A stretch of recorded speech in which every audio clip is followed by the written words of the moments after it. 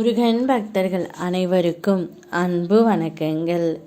என் அன்பு குழந்தையே, உன்னுடைய எல்லா நன்மைக்கும் நீயே காரணம் என்பது போல உன்னுடைய எல்லா தீமைக்கும் நானே காரணம் என்று நீ சொல்கின்றாய்.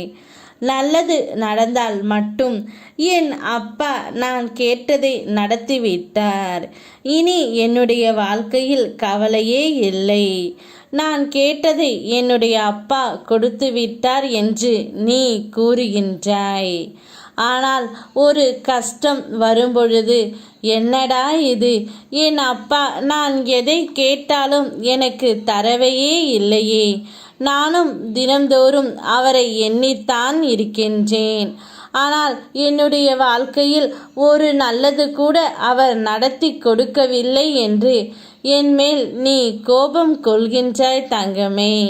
நான் உன்னிடம் ஒன்றை சொல்கின்றேன் கேள். என்னையும் நிம்மதியையும் வெளியில் தேடாதே, தோற்றுக்கொண்டே இருப்பீர். உன்னுள் என்னை காண பழகு தங்கமே.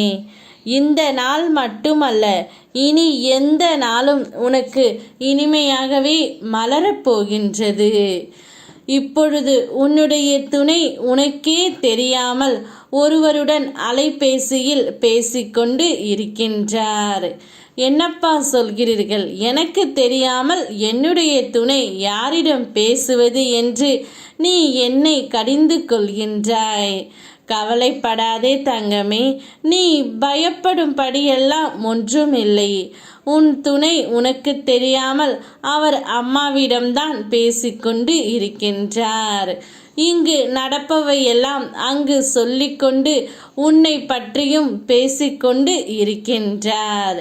வேறு எதுவும் எந்த ஒரு தவறையும் உன் துணை செய்ய மாட்டார், செய்யவும் நான் விடமாட்டேன் தங்கமே. அதை ஏன் எனக்கு தெரியாமல் பேச வேண்டும் என்று நீ என்னிடம் கேட்கின்றாய்? வேறு எதுவும் இல்லை தங்கமே. உனக்கு தெரிந்து பேசினால் ஏதாவது சண்டைகள் வருமோ என்று பயம்தான், மற்றபடி ஏதும் இல்லை. ஆனால் நிச்சயம் அவர் எந்த ஒரு தவறையும் உனக்கு செய்ய மாட்டார் தங்கமே. உன்னுடைய வாழ்க்கை நிச்சயம் சிறப்படையும்.